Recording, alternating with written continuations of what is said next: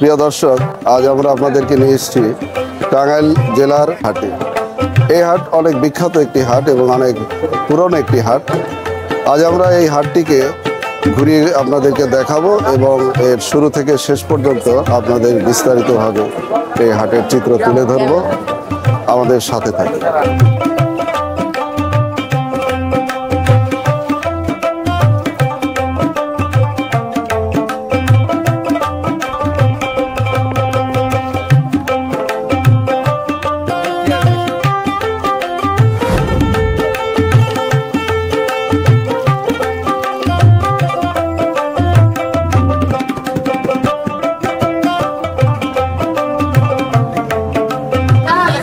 আমরা এই একজন সবজি বিক্রেতা, ওনার সঙ্গে কথা বলবো।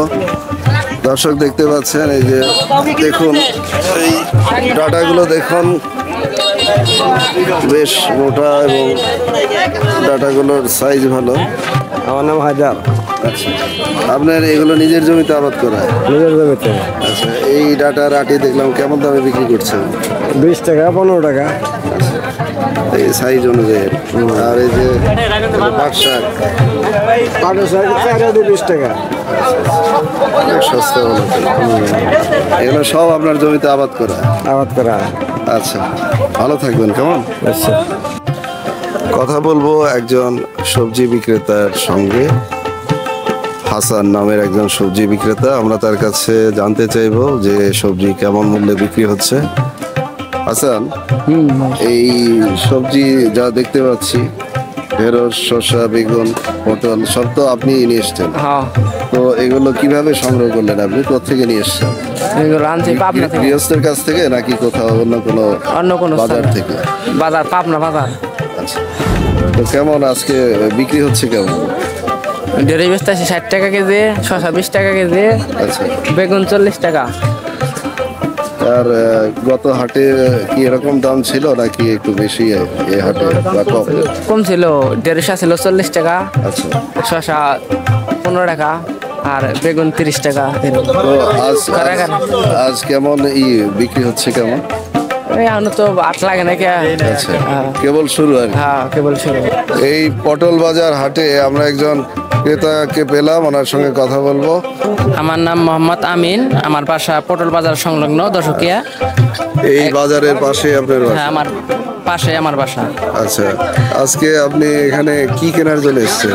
আমি মূলত শাকসবজি কেনার জন্য আসছি। আচ্ছা। এখানে সুলভ মূল্যে শাকসবজি পাওয়া যায়। আচ্ছা আচ্ছা, গ্রাম্য কৃষক, প্রান্তিক কৃষকরা এখানে নিজ উৎপাদিত শস্য নিয়ে আসে। আচ্ছা আচ্ছা, পুষ্টিকর খাদ্য, ভেজালবিহীন, একদম তাজা তাজা সবজি। এজন্য আসি নিয়মিত। আমার সোমবার, বৃহস্পতিবার নিয়মিত হাটে আসি। কি পড়াশোনা করছেন? হ্যাঁ, পড়াশোনা কিসে পড়েন আপনি? আমি সরকারি তিতুমির কলেজে লেখাপড়া করি, ঢাকা মহাখালীতে। খুব ভালো। তো দর্শক, আমরা এই আশিকের সঙ্গে কথা বললাম। তো আমাদের সাথে থেকে আপনারা দেখুন।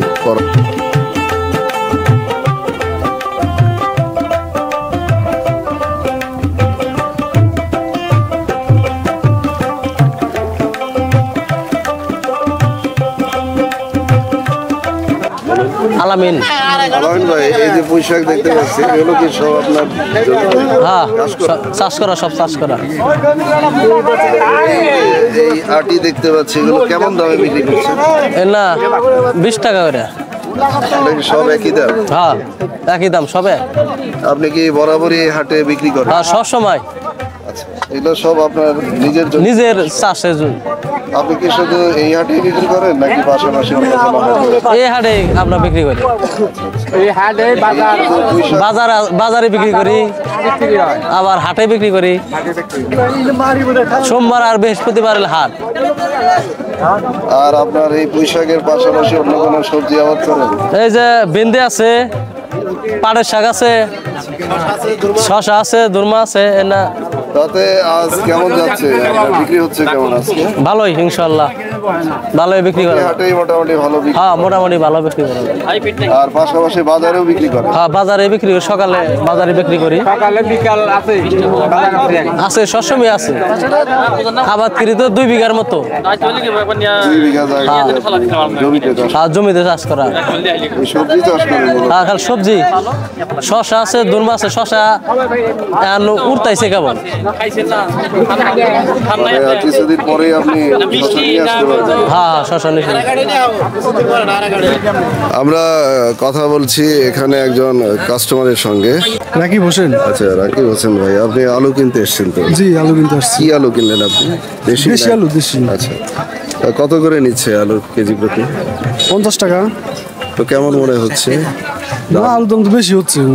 আচ্ছা আচ্ছা, দর্শক আপনারা দেখতে পেলেন, আমরা একজন ক্রেতার সঙ্গে কথা বললাম।